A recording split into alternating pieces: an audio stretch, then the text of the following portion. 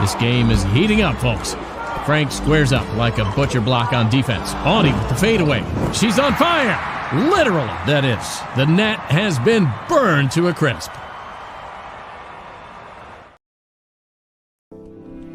Love is in the air here at Wells Fargo Arena. Join the Iowa Wild on February 14th for Love in the Wild Night and February 15th for Pink in the Rink. Get your tickets now at iowawild.com. Iowa Deer Classic, March 7th through the 9th, Iowa Event Center, Des Moines. Now, 3 levels of hunting and shooting gear, land management, outfitters, and more. Big buck and shed contests, seminars, celebrities, archery shoots, family shows. Get tickets, win prizes at iowadeerclassic.com. 2 guys, 2 Chris's, 1 network. Iowa Everywhere. It's time for 2 Guys with Chris Williams and Chris Hassel. Presented by Fairway Meat and Grocery from the Channel Seed Studios. Where? Everywhere. Live and always on demand at Iowa Everywhere.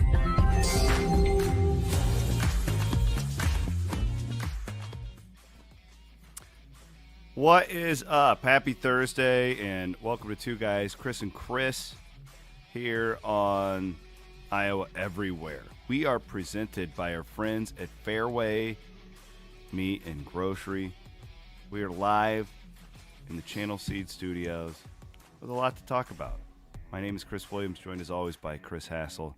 Maddie Van Winkle is producing today's program. How are you today, Chris? What's going on, man? Got a lot going on. You see me, well, if you would actually look at your screen, which I know you never do, you would see me in my shirt and tie. Which, why are you all... Yeah, I mean, I gave Murph and Andy all kinds of shit for wearing a shirt and tie for their first several shows because it doesn't fit. But I have got to get my ass right into work as soon as this program ends. You are a professional national television personality. What's different today compared to usually I have a later show on Thursdays. Usually I don't have to be on air until 2 Central, but today 11 a.m. Central Time. So I got up early, wrote everything I could write for my show, showered, got ready. So I'm like not nearly as groggy as I normally am in the show. Should be a good show. You seem a little pissy. Although I didn't get much sleep last night. I saw the videos of the plane collision as I was laying in bed. Just horrific images, and what a tragedy out in D.C. with the commercial flight coming from Wichita, Kansas, and no survivors, 60-plus people. Amazingly, that's the first commercial plane disaster in the United States in over 15 years. That's how long it's been. Yeah, I mean, it really doesn't seem like it right now, but it tells you how safe air travel has gotten. It sounds like, too, there were members of the U.S. figure skating team that were at a competition in Wichita and were returning back to D.C. I guess a bunch of young kids, I'm assuming girls, but I don't know, who were likely future Olympians in 2030 is what I was reading this morning. Horrible. The scenes from the Potomac showing the Capitol in the background too, just chilling that it was that close and that safe of airspace to happen is just you made that unfathomable. Point this morning, Matt. You feel like, I know it's really busy watching the news last night and reading about it, but you feel like D.C. may be the safest place you could possibly fly. Especially a military helicopter involved. Like, you think that would be the safest, but just never know. You know what's weird? And I was in Tucson, obviously coming back the other day.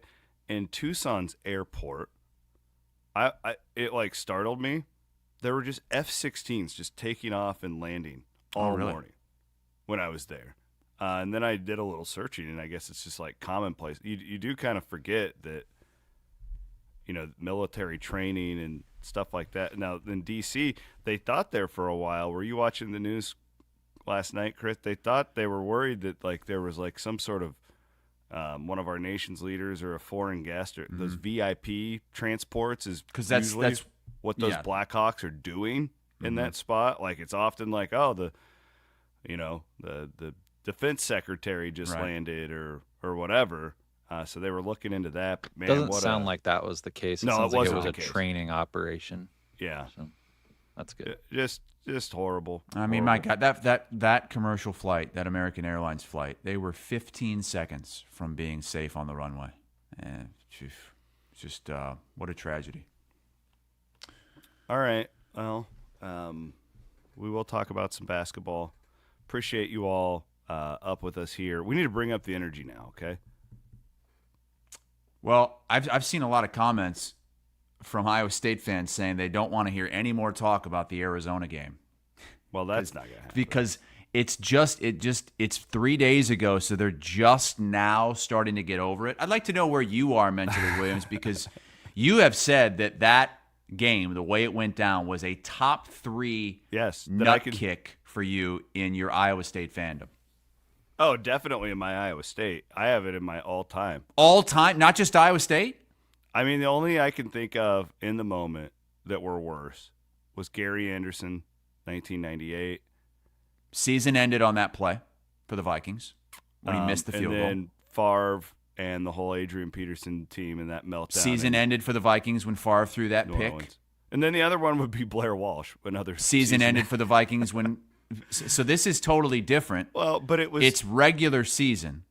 Yes, you could make an argument that Iowa State will just keep getting better because I think that they will. I think they're that type of a team. But in the moment, I mean, and I know that you noted on this because I saw what you wrote in our rundown, but I wish that everybody could have been there in the atmosphere that was the McHale Center. That translated as one of the best atmospheres I've ever seen for a regular season college basketball game. I've thought about it, and this isn't latest greatest now. I've been to Fog Allen 10 times. I've been to about every arena Iowa State has played in. That was the toughest atmosphere I think I've ever seen the Cyclones play a game in. And that is saying something when you've been to Kansas so many times. And I was with you. You so were at the the greatest Macklemore. environment I've ever been in for a sporting event was, and as blown away as I've ever been, was when we went to Kansas 12 years ago, and the Ben McLemore banked-in shot to send the game to overtime, a lot like this game. You were there too, Van Winks? Yeah, I was covering it because Williams was sitting with you, so I was there for Fanatic. Yeah, covered it for me because I went with you for your going-away party. Yeah, that was. Yes. I had just gotten the job at ESPN. I was leaving Des Moines. That was one of the last things I was doing as an Iowan. And I just couldn't believe how up those fans were. Now, that was a little bit different because what really surprised me about that Kansas game was that Iowa State wasn't even ranked. Like, Kansas was top was dog, a freshman, and Iowa State was unranked. It wasn't really like a huge game for Kansas like this was for Arizona. No. But I just remember being blown away by the level of loudness throughout that game, and then especially after that 3 went in, and then there was just no chance for Iowa State in overtime, and that's exactly what happened here at Arizona. I want to clarify something, too, because I have people in the comments like the Aaron Kraft shot was worse because it was a season ender. Niang getting his injured foot in the tournament was brutal. All of those situations were considerably worse than this. I'm 5.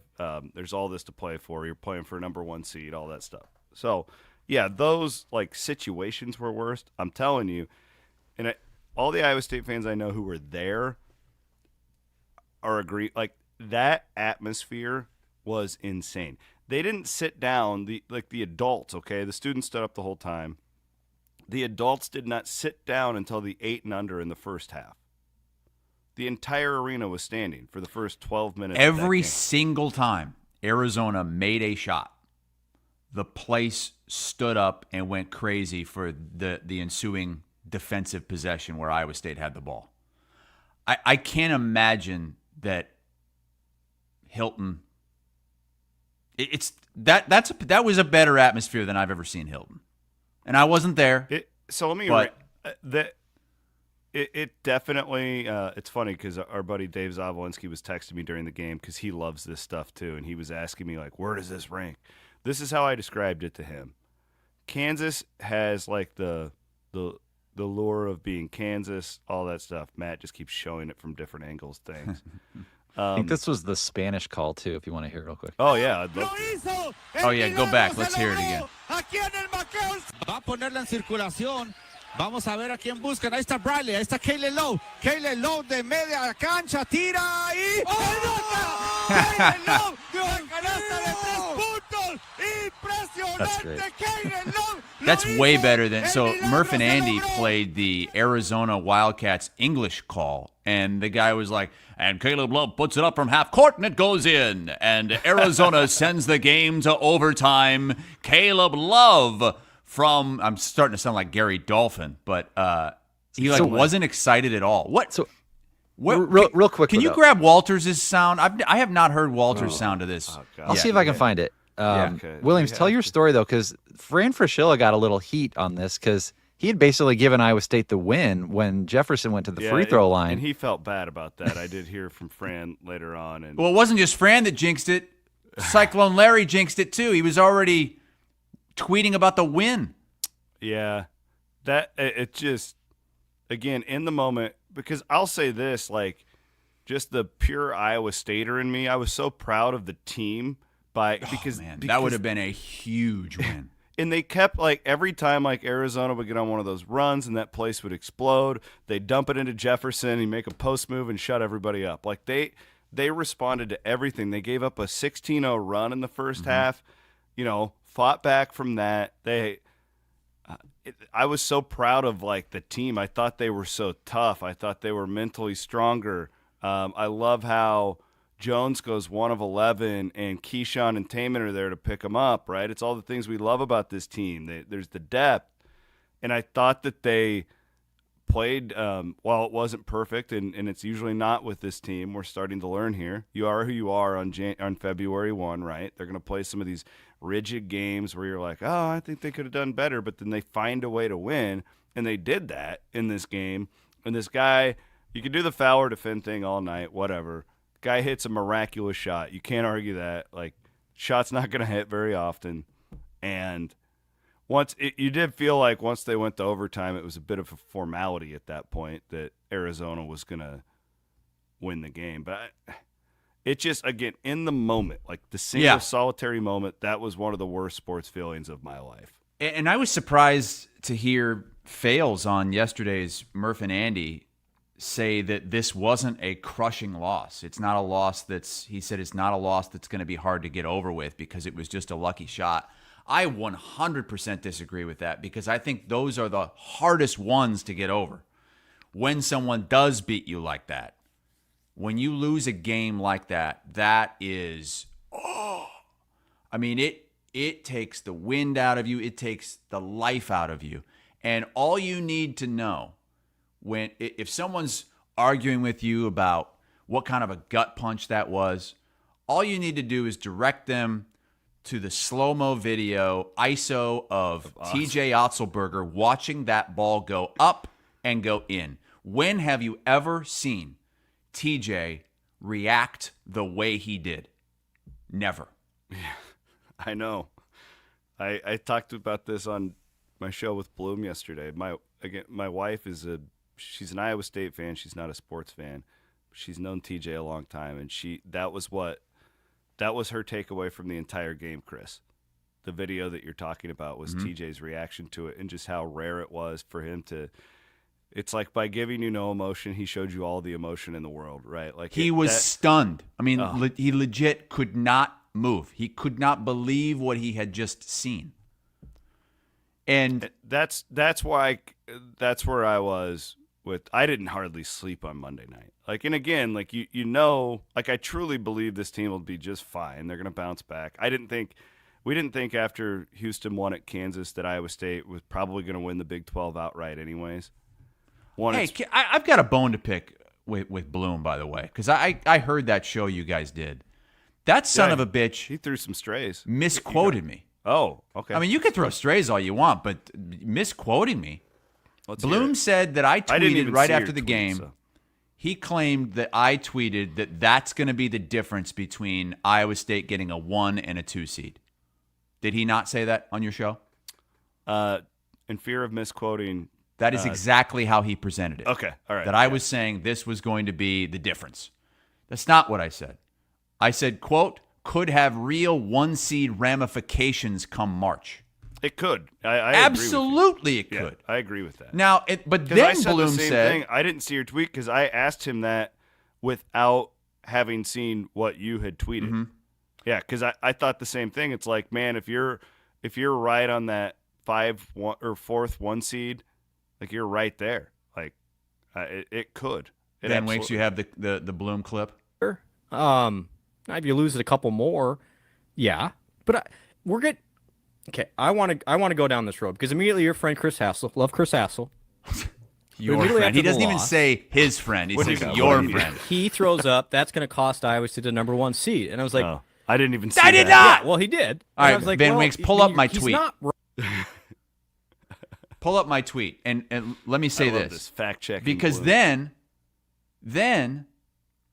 you're like, well, it could, and that's what I said. Could have one. I didn't even say it could cost them. I said it could have 1-seed ramifications come March. There's my tweet right there. If you didn't believe me. So then Bloom says, well, if it costs us a 1 seed, so what? What's the difference between a 1 and a 2? So, like, what are you guys playing for? If you don't care about the regular season championship, that's not a big deal. I'm playing for a 1 You've seed. said you don't care about, tournament championships anymore because in some ways you'd rather just lose and get out and get ready for the tournament. Now you don't care about the 1 seed?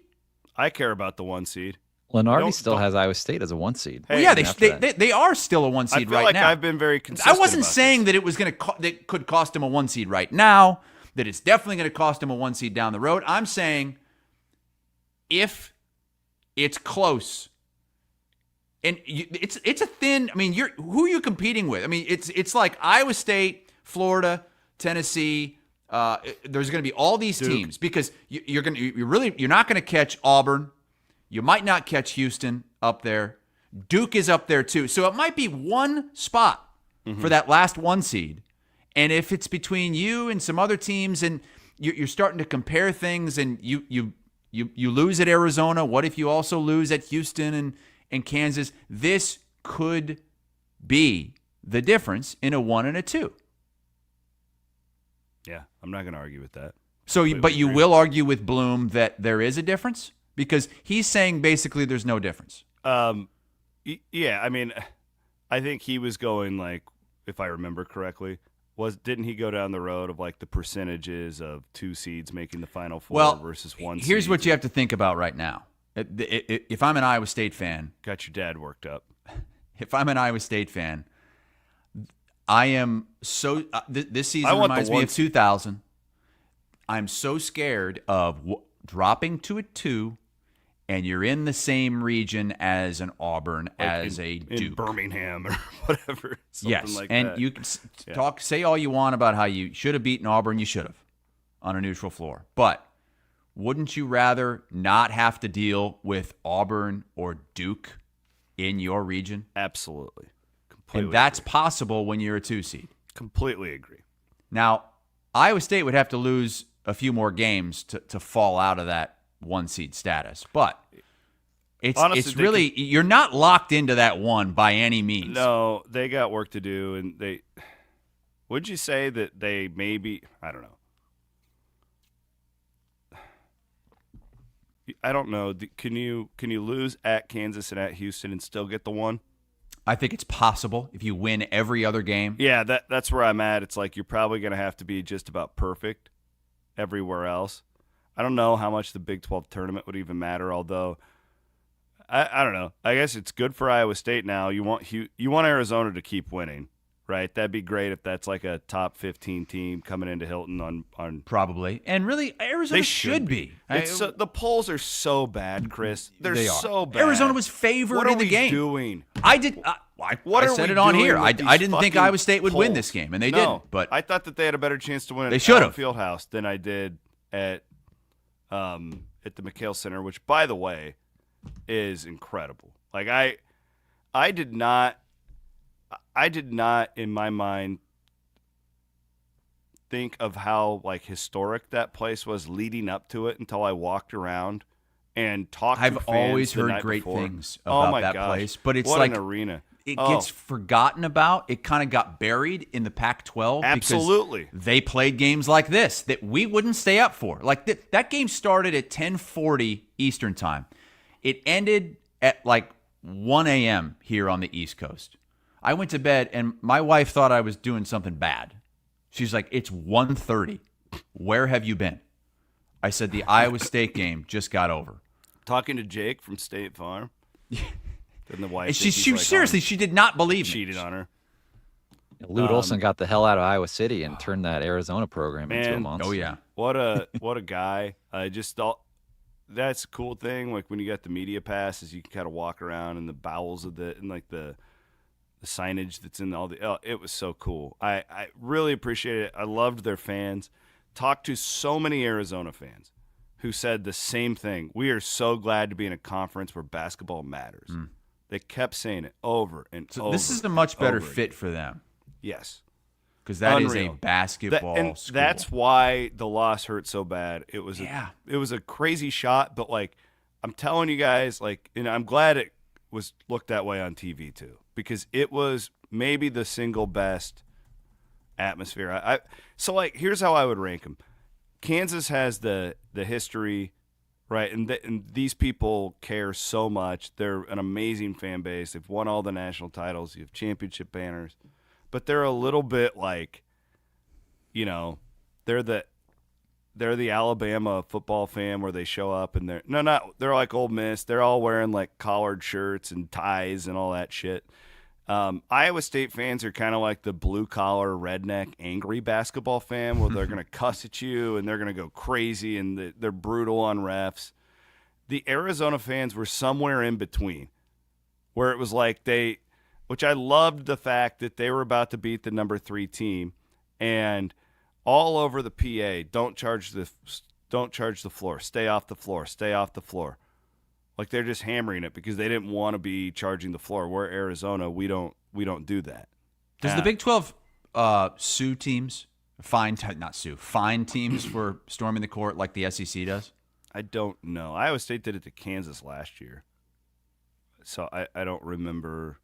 I don't think so. Because like Vanderbilt is in a big hole because they keep storming the court and they just got fined I think $500,000 for their latest court storm in the SEC, and as we know, money is really important. Yeah, right that's like a good lineman.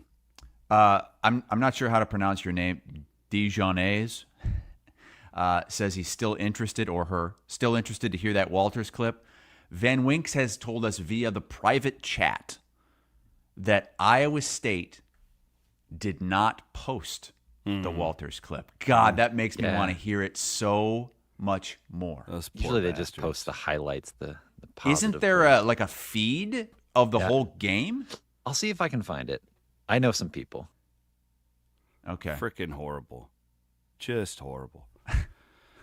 No, so to answer your question, I'm still not over it, but I am very much looking forward to Saturday because I think that'll be one of the best atmospheres of the year. That's funny you say that, and I heard you and Bloom saying that on your Cyclone Fanatics show.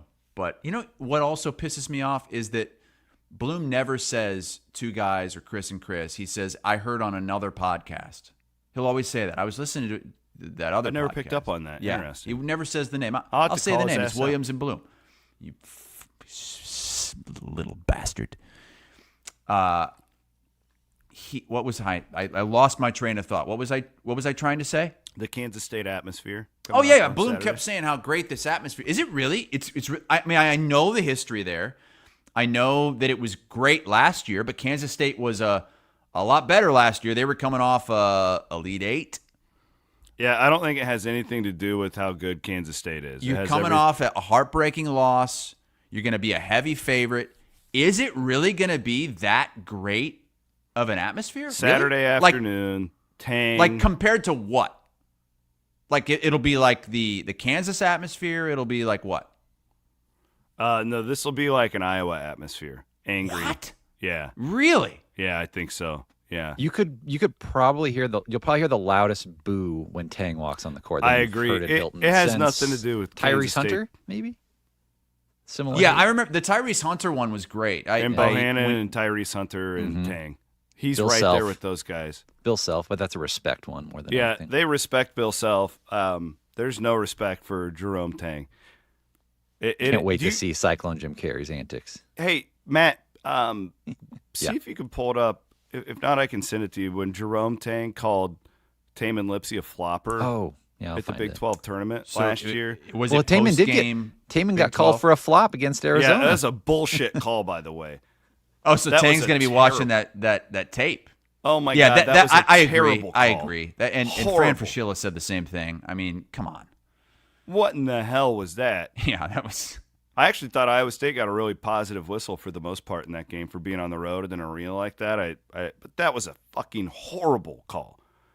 No, Tang, you, my friend, are underestimating the amount of hatred that Iowa State fans and that program.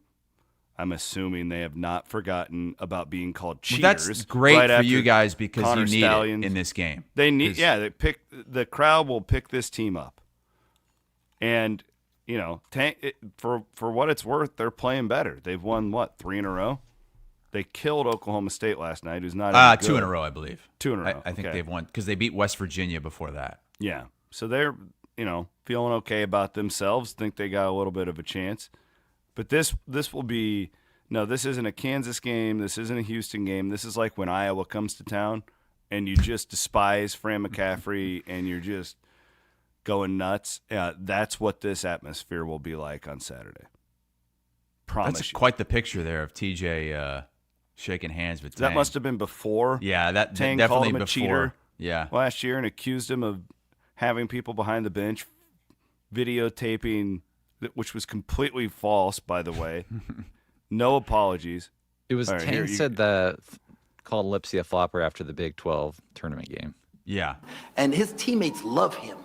Now, he's done what I asked him to do. Right? And TP, he's he might be the second biggest flopper in our league, right? I'm being honest. The number one flopper plays for Iowa State. He's really good, Taman Lindsay, right? But this dude is, and I've been on his behind about not being a flopper. It's so good. I love that. I love it. I wish we had more of this. Oh, I don't disagree. Good. This is good. You remember when college basketball is at its best, you have like these villainous coaches who you can just – because the coaches always stay, right? The players they're transferring everywhere. You never know. Oh, Caleb Love's at Arizona now. And, that guy's great for business right Completely. There. This Tang. Oh, he's fantastic for business. So that will be – I think it'll be a top 2 to 3 atmosphere in Hilton all season long. And it's against a team that you're going to be a double-digit favorite in that game. But I also think Iowa State fans are pretty smart in the way that they realize how that team just got absolutely kneed in the balls and that they need to pick them back up. It wasn't a knee in the ball. I mean, that was a wrecking ball to the sack. Yeah, that was a pistol whip right to your nuts. I had a tweet ready to fire off. So many people. You had a story ready to fire off. Oh, I had a great column. That'd be a good. That'd be a good idea for maybe an off season, like tweets that are in your drafts folder that you never got to send because something changed at the very end. That's a good idea. God, I had this whole Cyclones versus the world. Like, it was so perfect. It would have been one of my best columns in years. Just completely had to just rip it up. Poor bastard. Yeah, I had to bring back the Cyclone Fanatic Nut Cup after that game. Oh, yeah, the Cyclone Fanatic uterus. Mm-hmm. It looks like a uterus, Van Winks. Why does the Nut Cup have a uterus outline? I had to find a red one. I actually did this like 12 years ago or whatever. I anything that says Cyclone on it or with our logo, we have to run by because of licensing. It's part of our agreement back in the day. And so you had to go to Iowa State and say, hey, can we put this outline of a uterus on a Nut Cup with the Iowa State logo? And they said yes? No, and they said no, it wasn't becoming of the institution. Well, then Van Winks just showed it. No, we didn't sell it. That was just a play. We were going to sell them. like for people to put on there. Shut up. Yeah. You were going to sell the uterus nut cups? Yes, way back in the day. Oh, my God. It's like a joke. You just give it to your buddy for Christmas, or hey, you guys, here's Cyclone a Cyclone fans, Fanatic nut cup. You guys will buy anything except an Amish Ronald McDonald glider. Anything but that. This is true. This is true. We all need to go out and buy an RV is what we're going to do. You have an RV, don't you? I do have an RV. I bought it from Plaza RV in Bondurant, and Matt and I like that RV. I've had we had some good fun night. times in there. Yeah. Invited Don. Don didn't come. Don didn't come. Mike Golick Jr. came, though. Mike Golick Jr. has been in your hell of a RV. time that night in the RV. So Murph and Andy tomorrow are live from the Plaza RV stand at the Iowa State Fairgrounds. It's the Iowa RV show. Oh. So they will be doing their show from there. I believe Maddie is going to go out there with me tomorrow afternoon. We'll shake some hands, take some pictures, do all that good stuff. This is a great company. So Plaza has sponsored the RV TV on Channel 13 for forever, I believe, since its inception. You know these guys. Oh, yeah. They're really just a fantastic group of people. And back when I was there, we actually slept in the RVs every night. It's not soft like these guys. As soon as I left, Keith was like, oh, I don't like my... And Keith always got it was called the master bedroom back then, but now it's you can't call it that anymore. It's something else. It's like a suite in the back. The big bedroom. Keith got that? He just took it? Oh, yeah. Keith got that. And Andy would have to sleep in this cubby hole that you had to climb a ladder up to that was like up on, like your nose almost touched the ceiling. Andy's used to just sleeping like naked out under the stars. He's fine. Yeah. No, but the cubby hole was great. So the worst spot was the bunk beds in the back. That's where I had to sleep. I had to sleep in the bunk beds with someone else that was in our crew. Sometimes it was a photographer. Sometimes it was another sports reporter. But now they're staying in luxury 5-star hotels and Airbnbs, condos. But the RV takes them around to every destination, and they spend the day in there. Well, it's cool. That is down at the Iowa State Fairgrounds tomorrow. Murph and Andy will be out there again doing their show at 1 o'clock live from Plaza RV stand. Come out and join us. I'm going to be out there hanging out as well. And this is a great locally owned company. I've bought 2 RVs from Plaza RV in my RV life. I'm already getting pressure to upgrade to another one. So we'll see how that goes coming up with this camping season. But it'll be here just before you know it. It's like 50 in Iowa right now. Hassel, I landed from Arizona. It was like warmer here than it was where I was in Phoenix there for a while. You guys haven't had much of a winter yet. No. I worry about you in February because winter usually takes its slice of flesh. Yeah, right around the state basketball tournaments, it always gets nuts, it feels like. But so, yeah, come out and join us on Friday. We'll be posting pictures, videos, all that good stuff. Thanks to our friends at Plaza RV for supporting us here on Iowa Everywhere. My tea is just flowing. I just need to get that snowblower going. I've loaded and need to get that thing fired up. I haven't even gotten mine out of the shed yet, Matt. It's collecting dust. I know. And I'm just dreading when I have to do it because it's going to be like cold. Normally I have that son of a bitch ready to go in like November. You got that big hoss too. Oh yeah. My snowblower will take a giant dump on yours. I had the top of the line yours. snowblower when I was in West Hartford because we would get snow that you wouldn't believe. I mean, 3-4 times a year you would get over a foot of snow at once. So you needed a snow thrower. And man, I had one that I was throwing snow over the top of my house with that thing. And that was one of the hardest things about having to leave West Hartford was having to get rid of that snowblower. You really love that thing. I sold it to L. Duncan, though. L. Duncan has it now.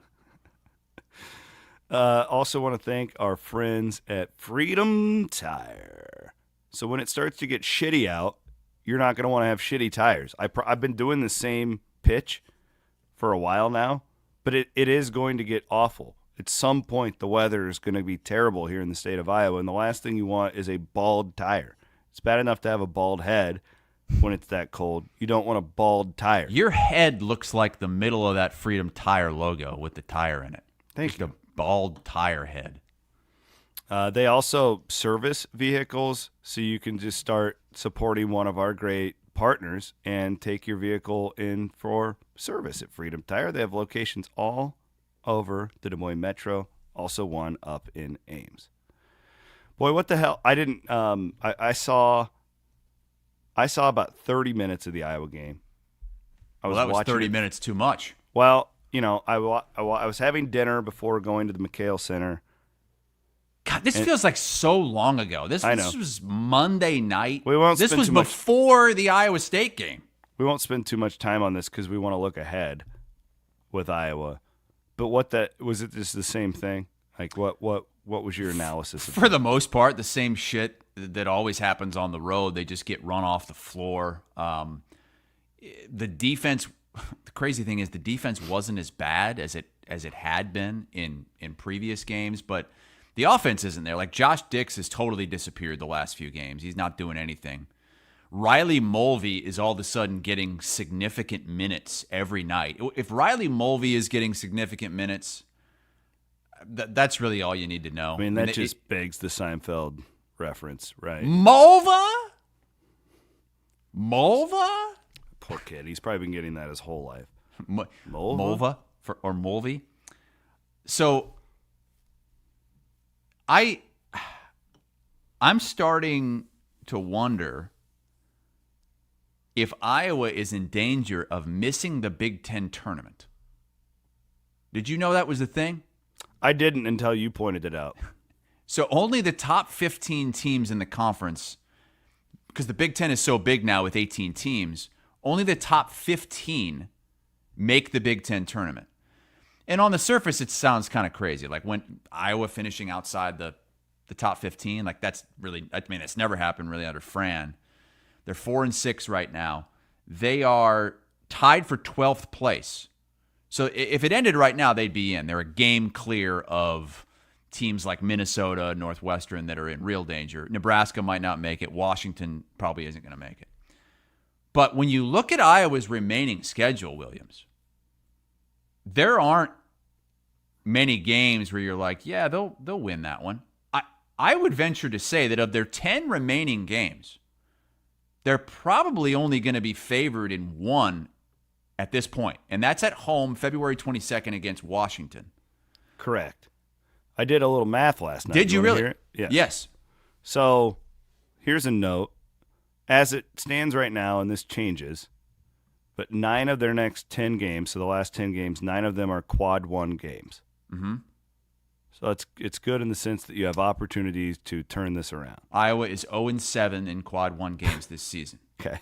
It's bad if you go off of that.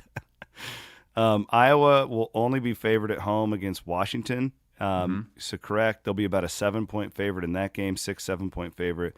They will be underdogs at home 4 times. And their game against Oregon is the only one that I would consider to be a pick'em.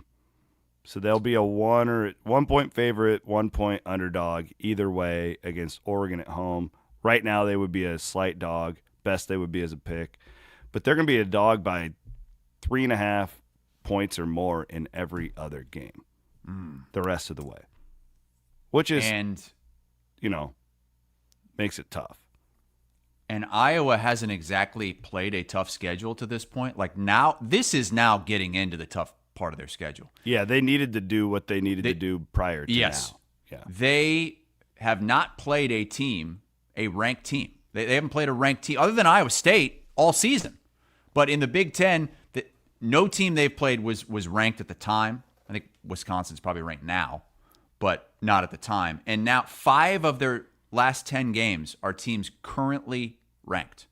So, I mean, a lot of these losses, I was looking at, especially these road games they've played, these are losses against teams that are middle to bottom tier in the Big Ten. Like, it's not like Michigan State's beating them by 30. I mean, this is Ohio State. Ohio State was below Iowa in the standings going into that game. These games where Iowa is the 4 road games they've played since January 1st, They're losing by an average of over 20 points a game. And in all those games, they're only single-digit dogs. I mean, it's not like they were double-digit dogs in any of these games. I mean, there were games where they were 3.5-point dogs, 6.5-point dogs, 7.5-point dogs. God, thank God they beat Penn State. Oh, my God. Just imagine if they would have lost that game. Yeah. And now, having said all that, I do think they're going to pick off some teams that maybe we don't expect. They're going to be, and maybe it comes in this home swing. Pull up that schedule again, Van Winks. They've got a homestand coming up now. They've got some time off, and then the homestand coming up with a couple of ranked teams at this point. It's Purdue on Tuesday. That's their next game. Okay, and Purdue's then Wisconsin just their kryptonite the following year. Saturday. I think they'll get one of those games. You really? Yes. Wisconsin dropped like 120 on them. I know, but it was on the road. It was at Wisconsin. They're not beating They're Purdue, different on the road. They're a totally different team on the road. You think they'll beat Wisconsin? I don't know. I'm just saying I think they'll get one of those games. I don't. And then I think they'll get one of the games. I don't know. They'll beat Washington. The whole thing feels other than weird. that, Williams, I'm just saying they're going to get one of those games. I'm still thinking it's probably at best 4-6 finish. They feel checked out. More like to me. 3-7. Man, there was a shot at Josh Dix and Owen Freeman on the bench in the second half. That's what I'm game. referring to. Wow. That's what I'm referring to. It did not look just good. Devastation. I mean, maybe he can. Supposedly, all these guys love Fran. That's what everybody tells us. Like, maybe he can rally them, but they look checked out to me. And you're going to be an underdog in all these games. It's like, man, maybe this is going to make decisions easy at the end of the year. In my mind, this decision should already be made. As I said a week ago, like Beth Getz needs to be proactive here and already be working on solutions for this. Already be getting the money together. Already be getting your list of people to contact together, no matter what happens the rest of the way. Because there's really no scenario, no logical scenario where you can go into next season thinking that there's going to be anything but another step down in attendance, that's in the interest problem. under Fran. Is that is all it comes down to. Mm-hmm. Not the NCAA tournaments, not the players. It comes down to nobody seems Your to fans care. are telling you what to do. Yeah. Even people who have been Fran stans forever are saying it's time. Just like I've said it a few times on this show. You lose Andrew Downs, you lose the fan base. Downs is out. Downs has always been McCaffrey. my barometer on that, Yeah. too. Yes. Yeah. He'll stand by anybody. Yeah, if you wear the black and the gold, Downs is going down. But it's time, Yeah. man. It's fucking time. Now, as Randy Peterson points out, he writes down DeVries, McCollum. So there's this argument like, is Darren DeVries really going to leave West Virginia for Iowa? Because on the surface, West Virginia is the better program. They already have way more fan interest. They've got a great base there, but there's the fact that he's an Iowan, and he's only been there a year. So, I mean, is that worth more than this job that on the surface seems better? And then there's the McCollum thing, where you're going to have a lot of Iowa fans saying, hang on a second. He's a lot like Todd Licklider in the way he plays. I would tap the brakes on McCollum, and it has nothing to do with him. He's a legendary D2 coach. He's, by all means, doing a great job at Drake. But, I mean, I don't know. Like, I don't know. Like, don't you want somebody a little more proven at that? I think it's Iowa it's more than that, Williams, or maybe it's simpler than that. But It's, why is it's Iowa the fact settling that for? He plays too much like Todd Licklider did. Whatever. Yeah, like, and you can't have somebody like that. That's fair. All I would say is maybe you go through this and he's the best candidate and you end up with him. Great. Like, I absolutely think they should talk to him. He should be on the list. But no doubt, all this stuff. But you really have to make sure that you can't fall into that trap where even if you beat a top 5 team, you do it 42-37. You're a That's Big not going to Ten do it. job. You're 2 hours from Chicago. Like Iowa can do. They should pick up the phone, and be aggressive here. Don't just say. Wait, hang on. Last show you were saying they should just shutter the whole program. No, I'm saying just if get you're rid of make, men's basketball. No, time out. I got misquoted on that. What I was saying is if you have to keep Fran, it was under that pretense. If you have to keep him because of the money or whatever reason, if you have to keep him, funnel the resources to football because nobody's going to care about basketball anyways. Now, if you decide to make a move, then you become aggressive. Don't just – yeah, you should absolutely – between McCollum and DeVries, I don't think that there's a question. Like, I've seen some Iowa fans or some people be like, oh, McCollum's a better coach. Like, I don't know that. Yeah, but I know DeVries, I have no idea. I think they're both DeVries has proven a lot more. But don't just settle for those level. two. Like, see what all is out there. Sure. And Hot Spring brings up a good point, and he's an Iowa fan. Iowa's next coach needs to have a great personality and be able to connect with fans. Great point. Absolutely. Yep. You can't, this has been, when's the last time they've had a coach like that? I mean, Licklider was just, dead man walking all the time. Alford was hated by the fan base. Tom Davis, I guess, was the last one to really be liked by the fan base and have a good personality and just seem like a nice guy. These days? I'm guessing he's an assistant somewhere. He was a head coach at Central Michigan for a long time and had a little bit of success, not a lot, certainly nothing like he did at Drake for that 1 year. You know who's not a bad coach? Oh, he is the head coach at Flint United, according to Wikipedia, a professional basketball team in Flint, TBL. Michigan. How's the old? Remember the TBL? No, I don't. Was that the one that Royce White played in? Yeah, where they like. What about Nico Medved? Interesting. Certainly an engaging personality.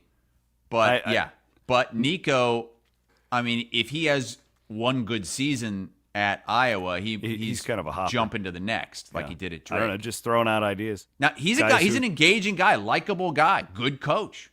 Last time I talked to him, he invited me to go fishing with him, and I never heard from him again. Yeah, I'm not sure he's coming back to Iowa. He worked his ass off though in that 4 days he was at Drake.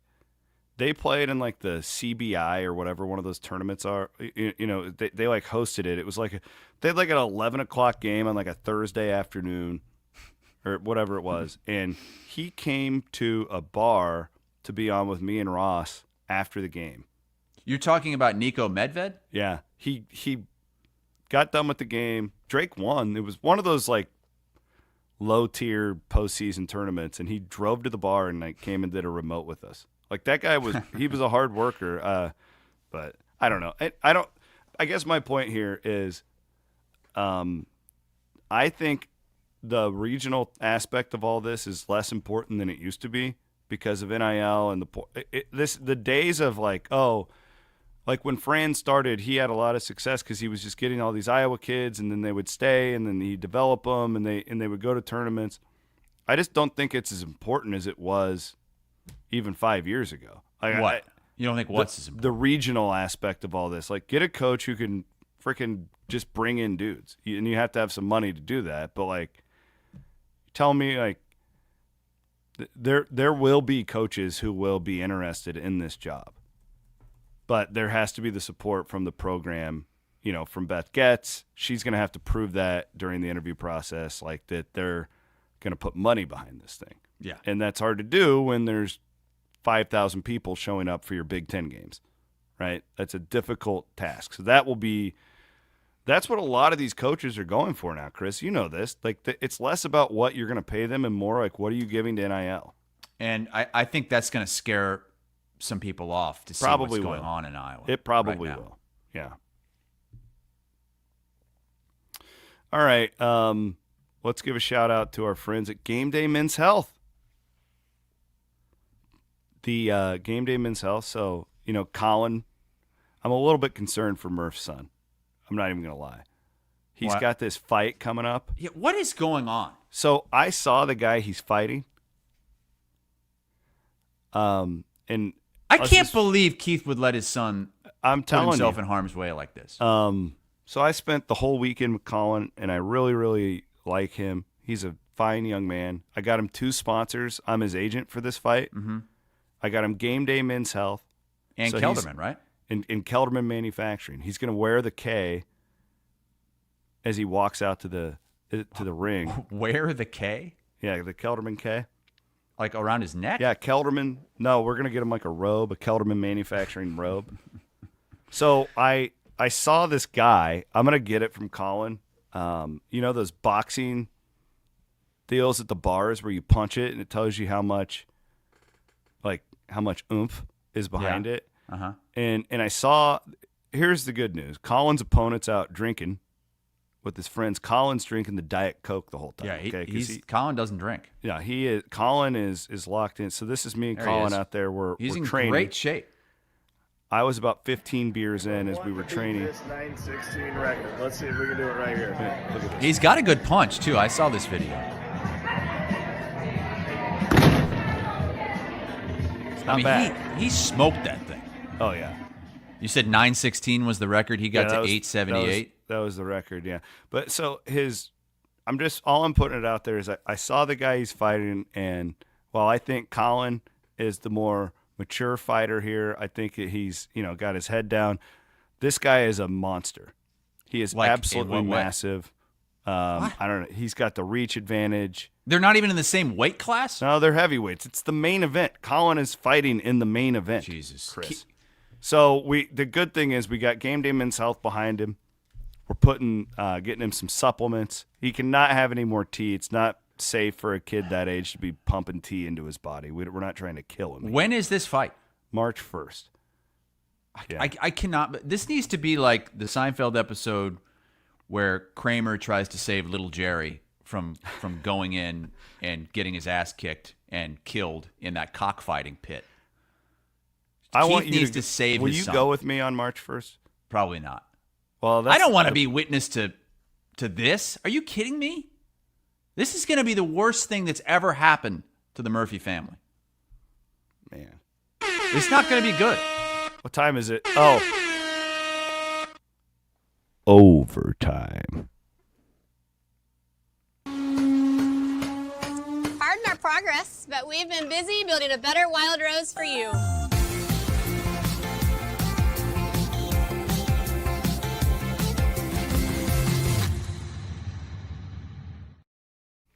I have my Game Day Men's Health shaker bottle.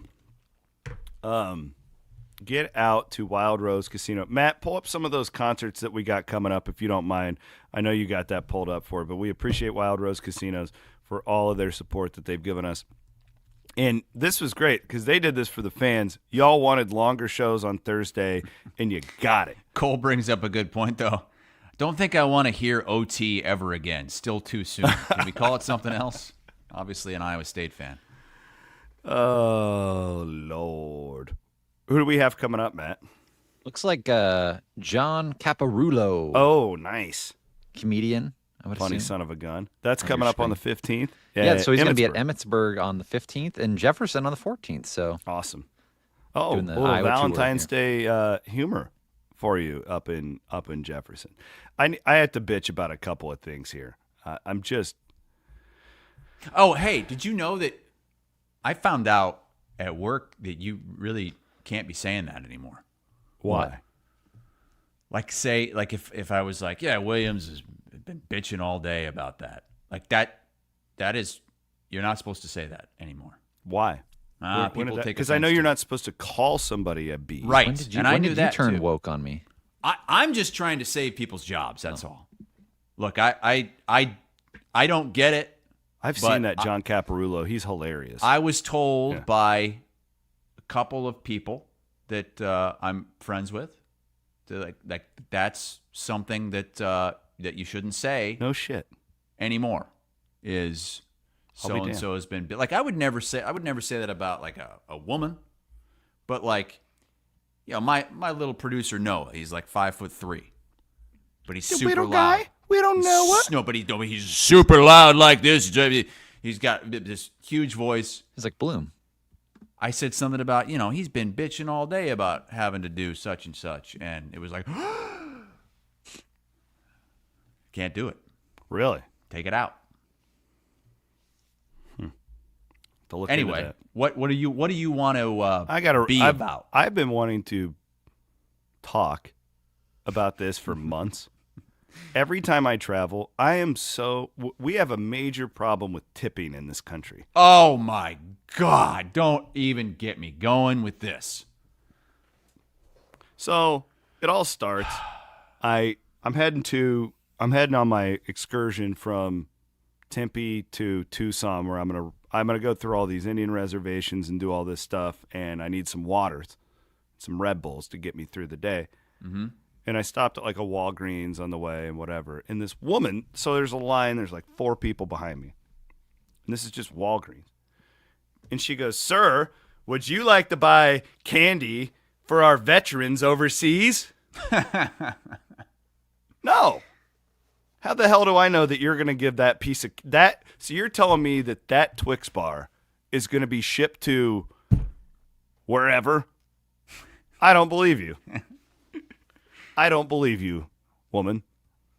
I know. I always say no. And then all the people are just staring at you to see, like, oh, are you going to give for research with kids with cancer? Oh man. Okay, so we got that problem going on because I give to my own charities. Would you like to round up for quadriplegic kids with cleft palates? Out of control, completely out of control. I get the same thing when I go to. Sometimes I'll swing into McDonald's to get a coffee because it's right next to work and the coffee's better than sometimes. A lot of times the machine's malfunctioning at work. Anyway, they always ask you, and it's like, the coffee is it's like $2.25 or whatever. And they always ask you if you want to round up to donate the extra to the Ronald McDonald House charities. And just out of principle, I don't do it. And it makes me feel bad, but like it's a slippery slope. And I've seen how slippery it can be because I have this it's called the French Bakery, this sandwich shop that's near my house that I go to at least once a week. And they're all pre-made sandwiches. You just go in there, you're like, "Hey, I want a tomato mozzarella basil." And they'll grab the sandwich, wrap it up, put it in a bag. But they have that thing, you put your credit card in and they swing it around and it says like tip 15%, 20%, 25%. And I just felt like I go there so much, I got to leave a tip. So I started leaving $1 tip every time I go in there. And now I can't not ever do that. So now that sandwich that's already pretty damn expensive. Here's my problem. $1 more expensive every time I go. So we got an inflation problem in this country, right? Like we can all agree with that. I don't care if you're right or left, whatever. We got a problem in this country. Everything's more expensive. Go to the fucking grocery store, okay? Mm-hmm. Well, everything and like it costs everybody more to get these products. Like it's just that's what inflation is. Everything costs more. So like then they have to charge you more already. So like we're already as consumers like. When I go to the gas station and I get a Red Bull, it already costs me more, right? Mm-hmm. Or wherever I'm at. Or you're just at a restaurant. You're at a restaurant, everything costs more. Well, so what they're doing, though, like, do you think that they're paying their people more? No. Absolutely not. So now what they've done is they've put on all of these little, like, kiosks and everywhere we're at, they automatically ask, like, you're going to Subway, right? So Subway, did you ever get asked for a tip at Subway 20 years ago? Absolutely not. No. Never. Because they're not paying their people more. They're even though us to do it. You are seeing them like they're doing more than most everybody else at these places you go that ask for a tip. They're actually making the sandwich in front of you. Mm-hmm. Jersey Mike's same way. But you were never asked for a tip before. Correct. Oh, McDonald's, you get asked for a tip. There you go. Like so we're already paying more. Like at the airport. When I go and buy buy a freaking magazine at the Hudson News. Would you like to leave $1 tip? No. But I feel like an asshole if I don't, because that woman who's making minimum wage is staring right at me, watching to see if I do it. And I don't want her kids to go hungry. No, I don't. I care about your kids, ma'am. I do. I genuinely care about your kids, but this is bullshit. Quit asking me to leave a fucking tip everywhere I go. These corporations should have to pay these people, not us. We're already getting taxed up the ass everywhere we go. I had a situation in a bar with the restroom attendant.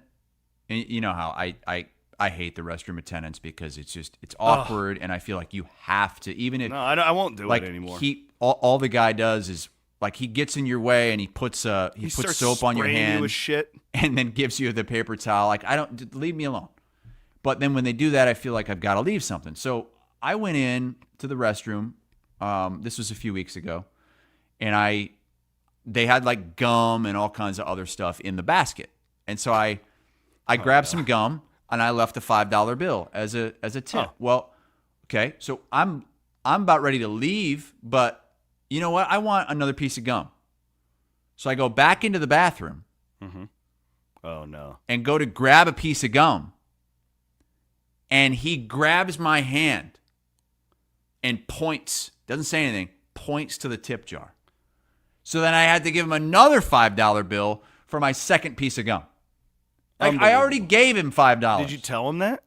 No, I had to get the hell out of there.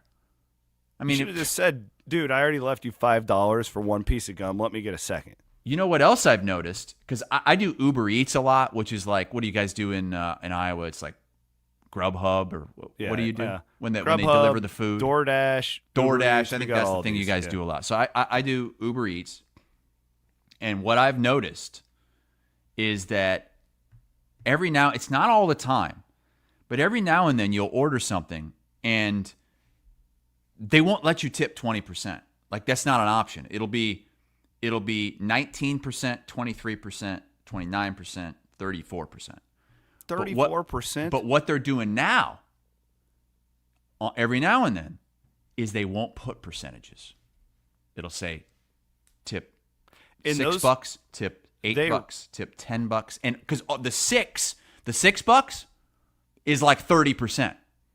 So you have to go in and customize it if you don't want to leave that kind of. I mean, it's unbelievable. And then they do the thing on. But you know what? It works. It works on us. On like DoorDash or whatever, it'll say the 100% of the tip that you give goes directly to these hardworking Americans. And it fails to say, and we're paying them $3 an hour because we're factoring in your tips. No, they're reliant on pay your tips. freaking employees, and I'll tip them if they do a good job. How about that? Mm-hmm. Well, that's the other thing. Like, you tip on Uber Eats, you tip as you're putting in the order. So, I mean, I feel like if I tip before the order, they're going to do a good job. But sometimes, it'll be all messed up, and then I've already tipped them 20+%. Well, then it's like, if you don't tip well and they see it, are they going to fart in your wrap? Yeah, are they're going to eat some of the food? Are they going to drop it off at the wrong spot? God. I would like to bring in Van Woke here to see it. I honestly, like, we are a well-rounded show as far as where, like, we stand with all this stuff. Matt, where are we at on here? Like, are we okay? Are we going to get canceled? Have any of you guys ever worked in like a food service industry? Have you I was a busboy at Geneva Golf and Country Club for about 3 weeks. I've never worked in an industry where I like asked for tips, so I feel like I'm in a weird spot. I haven't either. Me neither. But I understand the importance. I'm not anti-tipping. Can I make that clear? I don't like the aggressiveness of it now and what's going on behind the scenes. The New York Times, their daily podcast, they did a whole expose on tipping like 2 months ago. You guys should go back and listen to it, where they had all these experts like talk about it. And they're not, these people aren't actually making more. They're getting paid less by their companies because it all is due with inflation and all this. It's like, there's more to it. It's a weird line. It's a weird line isn't because Chris going, we don't feel like we should have to tip people. That is not the conversation here. it's a weird line because I feel like these workers deserve it if they're doing some sort of work. Like Hassel said, they're just grabbing a sandwich off the back counter. They're not making it. I feel like they don't really deserve a tip. But I feel like these businesses are abusing the fact that everything is digital now. Like everything's on a card payment, or and like most tap people are your just phone. lazy. Yeah, they're taking advantage of the convenience of everything now, which makes it even worse. Like you shouldn't be tipping because it's easier to do. I just feel like it's another tax on consumers. And if it was truly going to like change the lives of these service people, I think I'd be more okay with it. But I don't believe they're actually making more. I think they're probably getting paid less on the back end, and these corporations are counting on us to pick up that tab too, while we're already paying more because everything's so freaking expensive because of inflation. Yeah. Rock says tip-based employees minimum wage is less than $3, but one of the problems we're having now is what is a tip-based employee? Because I guarantee you, a lot of the times I've been asked for a tip, that's not a tip-based employee. That is an employee, and the tip is just on top of everything. Oh yeah, like the airport checkout line. How about this? Do you guys tip the dealer at the blackjack table? Only if I win. Yeah. Only if you're at Wild Rose and Clinton. Like if you win a big hand, yeah, a little bit. But yeah, I'll give him a little scratch. But if I'm losing, fuck no. You kidding me? You taking all my money? Absolutely not. In fact, we know you give Zoomier a little under the table. You boys I think we gave Zoomier a little bit. You guys have played enough blackjack with me. If things are bad enough, I'll encourage the entire table to not tip the dealer. Yeah. And you know what? And this tipping thing, this is an American problem.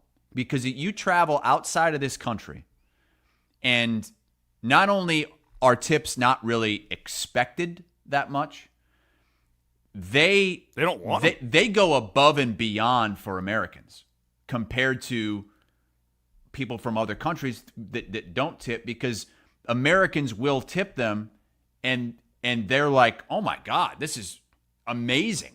Yeah, you go to like some of these all-inclusives, and they'll tell you don't tip these people. Like, well, that's part I of was what at you're the paying.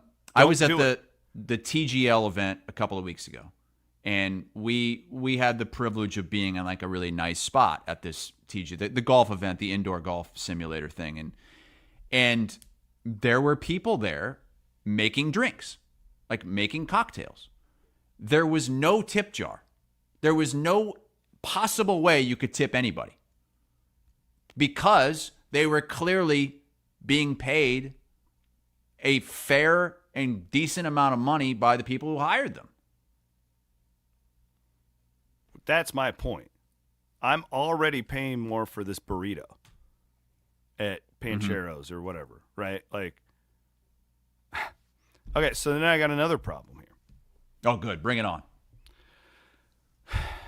I don't carry cash hardly at all. Yeah, it's rare for me too. Only time I ever have cash on me is about 2 weeks after I get back from Vegas. Swear to God. And so when you go and you take, so here is the airport shuttle. Gentleman grabs my bag. Ooh, the airport shuttle. Yeah, that's a conundrum. So I always try on airport shuttles. I always try to do everything myself, because I do not plan on tipping this guy. I have no intentions on tipping this guy. So I will try to get on, put my bag away in a spot where I can immediately grab it when we park, so he doesn't do anything and I can just walk right on out. But if he does grab it, like all he's doing, he's taking it, he's putting it that, like it's not that big a deal. And I know that guy is not a tip-based employee. So, but I, had this older gentleman. Man, he was probably close to 70. Grabs my bag. God damn it. Because I couldn't keep it myself. And he's clearly working for a tip. He's trying to get the tip. Well, of course, who wouldn't want a tip? He loves the tip. Probably, at that point, you're probably somewhat reliant on yes on tips, because you get a lot of them. Yes. From people traveling. And I don't have any cash. The airport shuttle guy needs to have a Venmo sign in his vehicle, so I can tip him. There you go. That's a good idea. Because these that's guys gonna are piss missing off out a on lot money. of people. But well, I'm telling you though, these service-based folks in this world, they're missing out on a lot by not having it. Because nobody carries cash. I don't carry cash, and I'm not. Like, here's the thing. Like, I thought to myself, okay, Chris, next time you travel, tournaments coming up, you're going to be on a lot of jet planes, doing all this stuff. You need to bring some cash with you. I won't remember that. Like right now, it's fresh on my mind. I'm not going to remember that when I'm doing this. I always have my Venmo with me. I would have been glad to give that gentleman $5 and go straight to his bank account, right? I don't know if his bosses are sniffing through that tip jar when we get done. I don't trust them. I have a problem also with when you're going. It's mostly if you're going to a nice hotel or a nice resort and you get out of the taxi or the Uber or whatever, and these people, they swarm you that work there, and like, let me handle your bags, let me take them to the room. No, we're fine, we can take them. No, and they take all your stuff and they put it on this cart, and then they're like next to you the whole time as you're getting ready to check in. And then you check in, and they want to go with you to take your bags all the way to the room. And then you get to the room, and you have to give them some money. Where I could have easily done this. I would rather just do it myself. I really don't want you following me to my room with my kids. Like, it's weird. Just let me do it. But a lot of times they insist. I had a situation in Atlanta. Me and the kids and the wife pull up after like a 15-hour drive. We're heading down to get Diffie. We're stopping off at the ball game for a few days, right? This beautiful Omni Hotel right in the outfield of the Braves Park. And the most wonderful, I don't know if I want to call him a bellboy because concierge, whatever, phenomenal, okay? And helping us with our bags, gets them up there, fully planning on tipping this guy. I actually have cash on me. I think I have 5 20s on me. And gets out, and I'm unpacking everything, long trip. And this guy just, like, disappears. I can't find him anymore. Well, he was with my wife and kids in at the front desk getting them checked in. I couldn't find him, handing my key off to the valet guy. And I'm like, well, I got to leave a tip. So I give this guy, I said, hey, can you get this to the guy who was helping me? And I described him, and I gave him a $20 bill. And the guy goes, oh, we all share the tips. I'll put it in that thing. And I was like, oh, okay, that's fine. Walk into the Omni, and I see this guy back with my wife and kids. And he's getting ready to take us up to the room. And my wife's like, oh, he's been great. He's telling us all these restaurants to go to and all this stuff. And I'm like, oh, dude, I just left your tip with that guy. He goes, what? What guy? And I pointed out, and he darts over to him, and I go, he said you share all the tips. And this guy's like, no, that ain't right.